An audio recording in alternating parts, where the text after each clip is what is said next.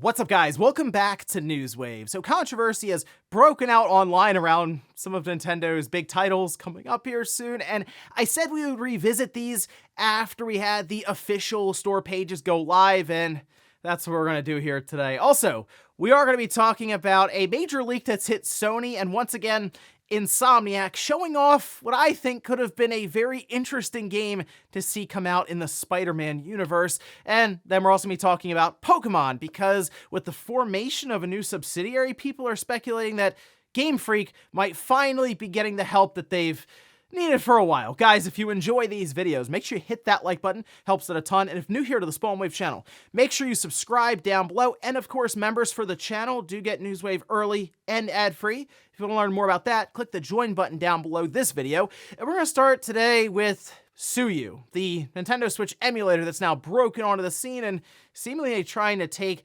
Yuzu's place after they got shut down and fined $2.4 million. Well, Suyu did something interesting.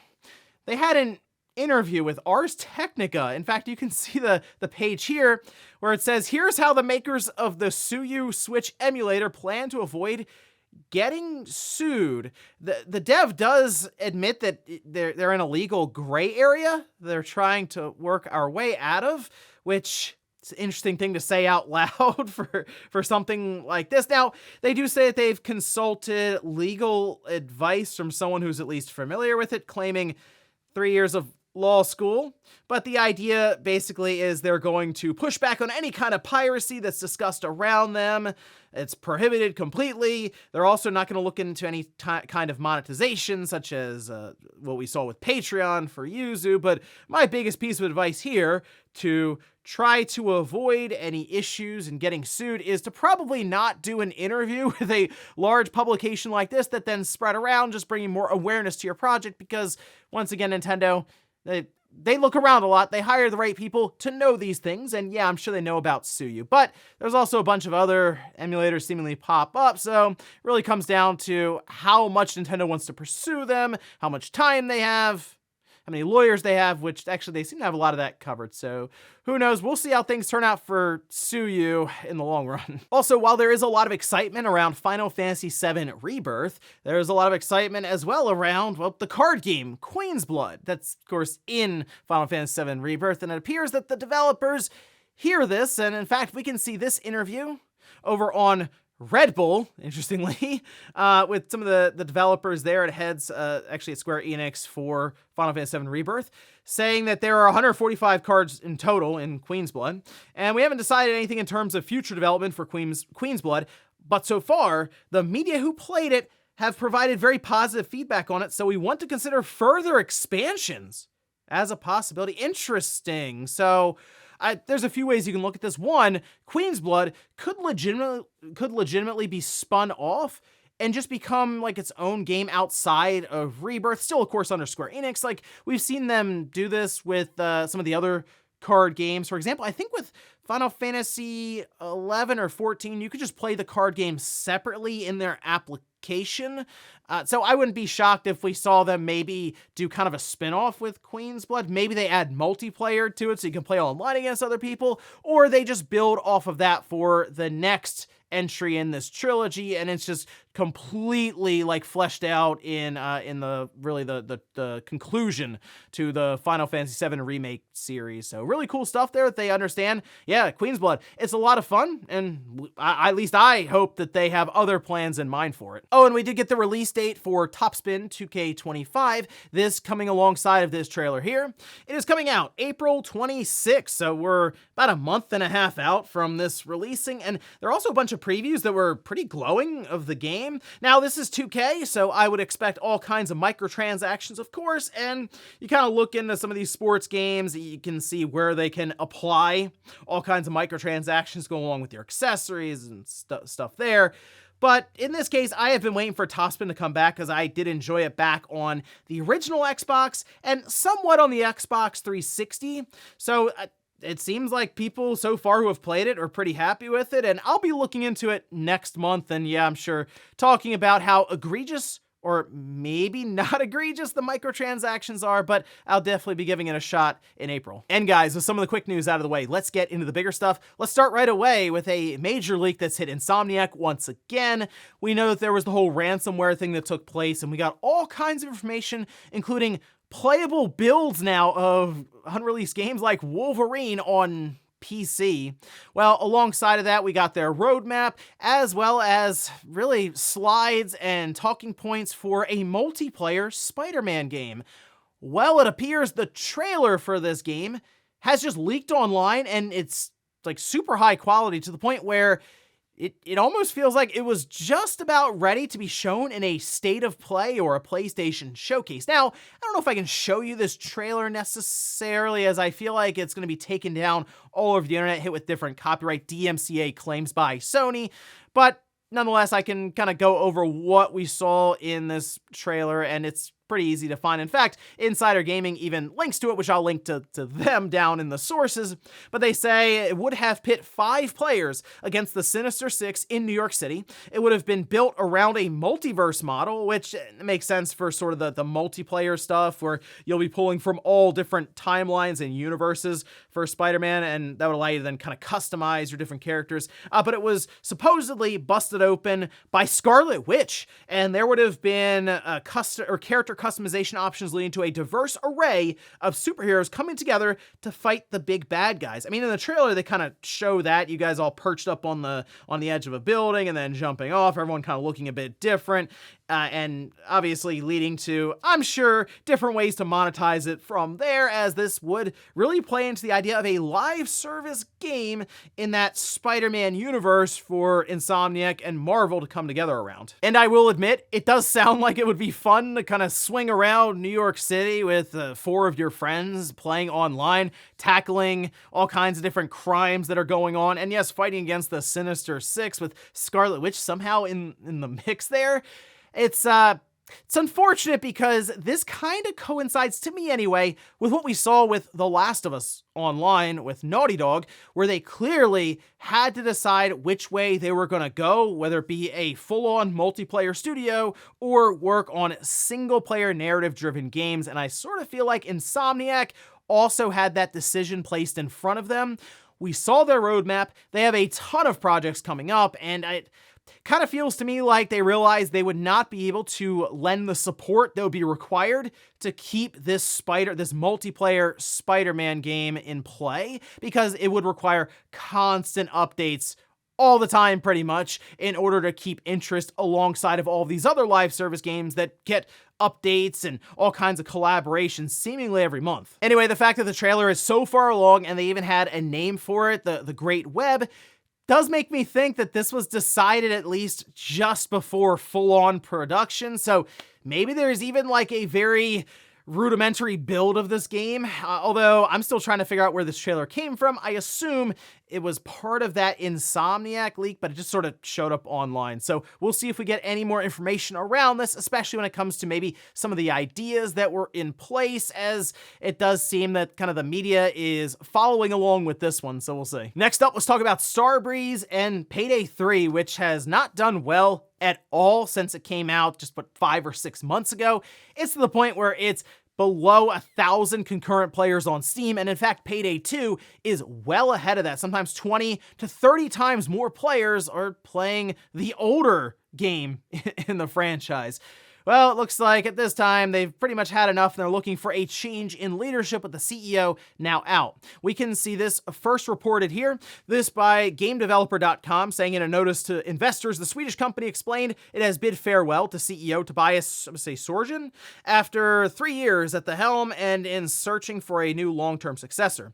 In the meantime, board member Jörgen Goldner has been named interim CEO and will take office with immediate effect. Quote, on behalf of the board of directors, I would like to thank Tobias for his achievements during the past 3 years. Tobias took over the helm of Starbreeze in a challenging phase of its journey, and we wish him well in his future endeavors. Just getting Payday 3 out the door was, as they say, challenging.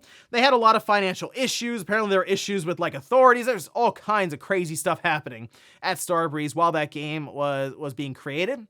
But at this time, it's you can't deny it. The game itself has pretty much flopped completely as a live service title, and it's a shame because I was pretty excited for that game when it was first announced and talked about, and then we played the kind of the alpha or beta that they had, and I was like, all right, this is fine, but they have more variety and things to do, right? Like, we'll have a whole safe house, there'll be more customization. No, and in fact, Payday 2 does feel like it's well ahead of it, and kind of makes sense considering it was out for so long and got years and years worth of updates, but that's the big challenge when it comes to these live service games. If you make a sequel, it has to at least be on the same level as the one that you're succeeding, and that was not the case with Payday 3, and now they have to figure out, how do you get it to that point? How do you get people to move over to it? Well, you gotta spend time developing it, even though it's out now, and that's the roadmap thing for live service games. Eventually, it will most likely catch up to 2, and it will even get better, but by then, are we like 4 years into this game's existence? 5 years into it? And then are we talking about Payday 4? It's the live service game. It just keeps going. Next up, let's talk about controversy that's hit Nintendo online when it comes to some of their upcoming titles, specifically Paper Mario Thousand Year Door and Luigi's Mansion 2 HD. I mentioned we would come back to this if indeed the official pages had those prices, as they were kind of being shown by GameStop early on, especially with Luigi's Mansion 2 HD, and in fact, it appears to be correct. They are each $60, which again has drawn quite the conversation online around how much remakes and remasters should be priced. Well, one positive note, we did get the box art for them, and they look pretty good. You can see Stealth actually posted those up here, just kind of compiled together. I do like the Paper Mario Thousand Year Door cover. It's kind of a callback to the Japanese GameCube cover. I think it looks awesome. Luigi's Mansion 2 HD looks fine. Unfortunately, I think the 3DS one looks better because Luigi was sort of using the 3DS white bar logo on the side as the door, and it looked kind of cool. It was sort of fourth wall breaking a bit as well, almost like he was kind of reaching outside of the box art to get away, but still really cool stuff there, I would say, for both box arts. They look good, right?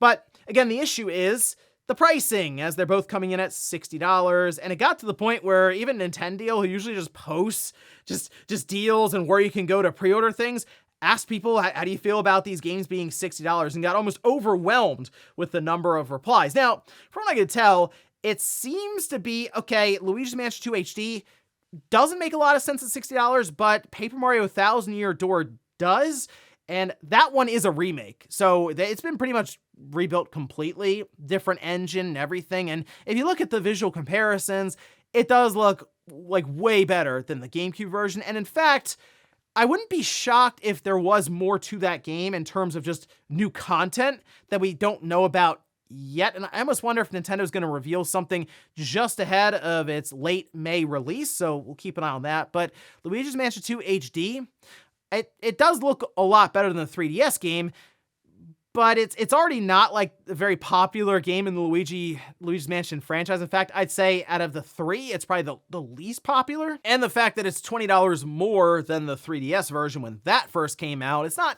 setting well with a lot of people, at least for a Thousand Year Door. If you don't want to emulate it at all, like you just don't feel like getting into that world, I mean, the game's expensive on the GameCube. It's like over $100. Even just the disc is right around that price. So some people are probably looking at Thousand Year Door like almost a cheaper alternative, right, overall. And hey, if you want it physically, and there you go, you pick it up for $60 and you're good to go. But Luigi's Mansion 2 HD seems to be the sticking point for a lot of people. And for me, I looked at that and said, okay, that does feel like more than it should be. But I am curious what some of you think down below. Luigi's Mansion 2 HD could definitely redeem itself if Nintendo has added content, added multiplayer options, that sort of thing. But still, with Luigi's Mansion 3 already on the platform, what I would say just a better game than Luigi's Mansion Dark Moon on the 3DS, it might be a bit of a harder sell. But I think both will probably still do well enough for Nintendo in the long run, and I am very curious what happens when maybe Paper Mario Thousand Year Door comes out, and we get a look at those sales charts, because that could even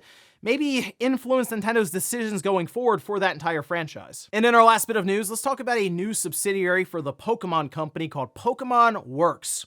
Now, we can see this tweet that was posted up. This by Joe Merrick over at Starbreeze saying, the Pokemon company in Japan have set up a new subsidiary, Pokemon Works. The trademark just got pushed and the company was registered a week ago. No idea what the company is for at this time. We'll let you all know. Followed up saying the company is set up in Tokyo in the same building as ILCA, and this immediately, of course, calls speculation that Pokemon Works maybe is working alongside of ILCA, the Pokemon company, Game Freak. Maybe they are being formed as a support group in order to help Game Freak when it comes to some of these Pokemon releases that, you saw Scarlet and Violet, wasn't the best when it came to performance, functionality. It wasn't great.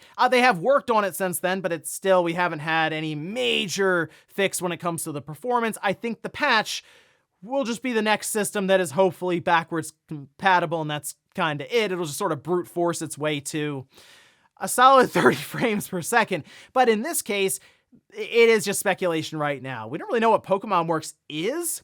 You could say, sure, maybe it is designed as a way to help out Game Freak because they're clearly on a very set schedule. Although, I mean, recently we saw what happened here with the most recent Legends, that coming out in 2025. Maybe they are getting a little more time for these generational launches, but Pokemon Works could also just kind of be its own thing. It maybe is working on something completely outside of the Switch or consoles. Could be stuff for phones. I mean, that's very popular for the Pokemon company as well. But basically, at this time, don't really know what it is. We'll keep an eye on it, though. And the fact that it's in ILCA's building doesn't necessarily mean that they're even working with ILCA, as to my understanding, there's like Bandai Namco studios, subsidiaries in there as well. And it's just an office building where people go to work, and they're just other companies next to you, maybe on the other floor, that's also working. So I don't know if proximity is necessarily the tell-all here, but again, we'll keep an eye on it, see if we get any new developments. And before we go to the comments of the day, we're going to take a look at the poll that I posted up yesterday, where I ask, are you spending more time playing multiplayer or single-player games right now? Okay, single player, 83%, multiplayer at 17%. I was curious to see if Helldivers 2 would have swayed that at all, but single player seems to be the runaway favorite right now. And I mean, Final Fantasy VII Rebirth is a very good game, and I feel like a lot of people are playing that right now, but then we also have other single player games coming up. I mean, look at what's happening the third week of March with Dragon's Dogma 2, Rise of the Ronin, and Princess Peach Showtime. Those are all 3 single-player games for the most part that people are going to be, I assume, playing at that time. So, yeah, multiplayer to me is something that you just jump on it with some friends and play a couple of hours, then probably then go back to your single-player stuff after that. But you still have your tried-and-true titles, whether it's Fortnite, Apex Legends, Call of Duty, and now Helldivers 2, I'm wondering if we get more and more multiplayer games thrown in from Sony and Microsoft and maybe Nintendo going into the next generation with a new Mario Kart. Maybe that starts to sway a bit. Maybe we'll revisit this actually in about a year or so to see where we are. And we'll finish up with the comments of the day. We'll start with this one here. This is posted up by Sir Aaron saying, Switch attach makes it sound even more like a peripheral than the Wii U. Yeah, I kind of feel like Nintendo would have looked at that name and said, that might be the wrong idea after what we saw with the Wii U, and I'd like to think Nintendo has learned from that entire situation where, yes, people thought it was a tablet accessory for the Wii. When they first showed it, you didn't really see the box at all. So in this case, if it's a Switch attached, the name itself might just make you think that it's for your Switch and it's something you attach to it. I know, crazy, but you also have to remember Nintendo most likely will still be using that Switch branding, so they have to be very, very aware of what the follow-up branding is. Switch Plus, Super Switch, Switch Attach, not a great idea. So I don't think that's the case. Again, I think it's just a placeholder that was done by YouTube for, I don't know, some reason. And then we'll go to a comment from the members video. This we have from Waluigi saying, maybe the survey was intentionally made by Nintendo to test out the name Attach, but who knows, maybe there's a very innovative feature that blows people's minds and the name would actually make sense. Okay, again, I don't want to put it out of the realm of possibility Nintendo would say, call it the Switch Attach.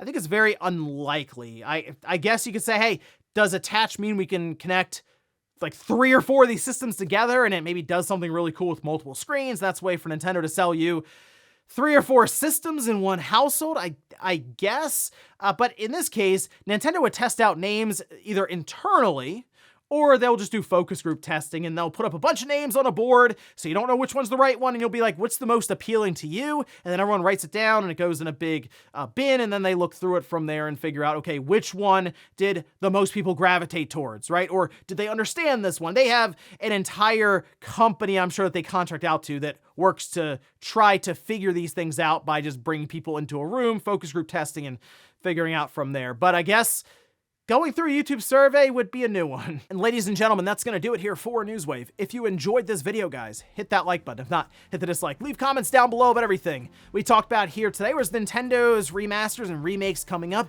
Do you think $60 is too much for those games? Or do you think what we're really seeing right now is Nintendo's remaster and remake pricing, because they're going up to $70 next generation after all for their brand new titles? And then also, what about the Spider-Man multiplayer game? Would you have played that one? And then what we're seeing with Pokemon Works, do you think that's a support studio or maybe a subsidiary being set up for something completely different? Thanks guys for watching, and I'll see you next time.